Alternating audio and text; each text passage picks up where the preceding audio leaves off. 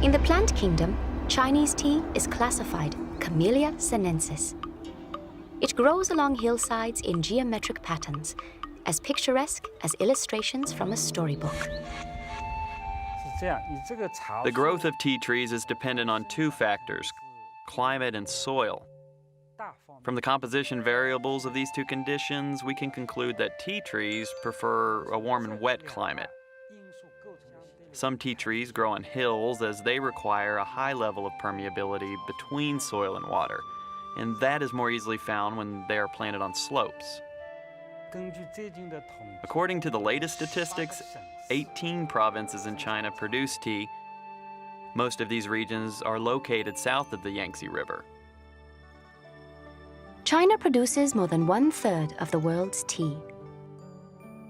Whether plucked from a small tea bush, pruned regularly for ease of picking, or a towering centuries-old tree, Camellia sinensis can produce 6 common tea varieties: green, white, yellow, dark, red, known in the West as black tea, and oolong. Although they all come from the same plant, different manufacturing processes create markedly different results. These perfectly processed leaves are infused in boiled water to release their essence. It's quite easy to distinguish different kinds of tea if they are put in front of you. Green tea should be fragrant, and the infusion should also be green, as one might imagine. On the color scale, white and yellow tea are lighter than green tea, coming in various shades of yellow. Oolong tea tends to be the lightest. Pu-erh,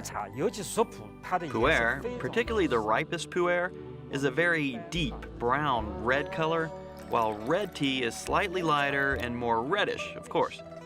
The color of these 6 tea categories is closely related to the manufacturing process each undergoes. Specifically, the more they ferment, the deeper the color gets. Green and white tea, the least fermented varieties, contain the most antioxidants. Their health benefits are popular in the West. Red tea is fully fermented, mild but full-bodied in flavor.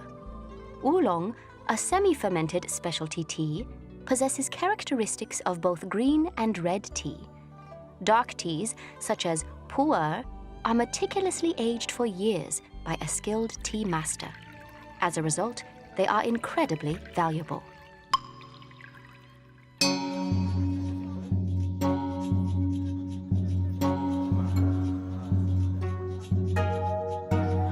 Hangzhou Urban District, a popular tourist area known for its scenic West Lake. The most prized brand of green tea is grown nearby. It is a costly, premium tea known as Longjing or Dragon Well tea. The spring harvest for Dragon Well tea requires a sizable crew, scaling the mountainside for tender shoots. Workers may start picking at 6 or 7 o'clock in the morning and only stop working at 6 or 7 o'clock in the evening. It's a very difficult job. We have to wither 2.5 kilograms of green leaves to get 1/2 kilogram of dry tea leaves. And a worker can only pick 1/4 kilogram of green leaves each day. In a land where tea is supreme, more than 80 million people make a living in the industry. Another one of those people is Rong Hua Lai, 4th-generation farmer and shop owner. I think it was tea that chose me. Tea has been very important to us since before I was born. The first thing we do after getting up in the morning is open our tea shop. Once a week or so, my wife will go into the yard and have a walkthrough. It takes 5 years for a seedling to mature for harvesting. This batch of tea leaves can be picked from March 18th to March 20th. The picking process has strict requirements. Like this tiny tea leaf, it can only be pulled out. The leaves will turn reddish if you rip them with your fingernails. The length of picked tea leaves is also relatively long, about 2 centimeters. The picking length can't be too long or too short. If they are picked too short, some of the leaf is wasted, but leaves that are too long are considered ugly. These green tea leaves are processed next. molded by skilled hands into the much coveted Dragon Well number 43. Right now, the pot is being heated to a relatively high temperature, between 100 and 200 degrees centigrade. Pushing and pulling plays an important role here. When a high temperature is reached, the color of the tea leaves will gradually turn a yellow-green, which is a particular characteristic of Westlake Dragon Well tea. The first thing we do when someone comes to visit is make tea. We use it to welcome our friends. It bonds those who drink it together and makes it easier for them to get to know each other.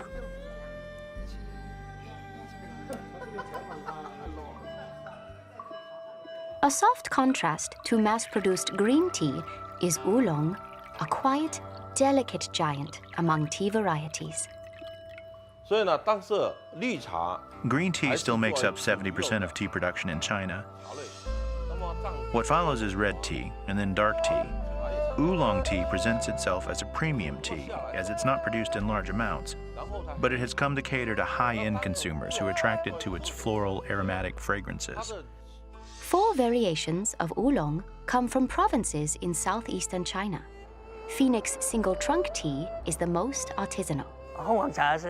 Phoenix tea is the best product among Oolong tea and also the most treasured beverage. Phoenix single trunk tea is the perfume of all tea, with a name that means beautiful scent. It is produced in Chaozhou City of Guangdong Province. The climate is mild and the environment is very suitable for the growth of trees. Here we do not trim them so they can grow as tall as possible.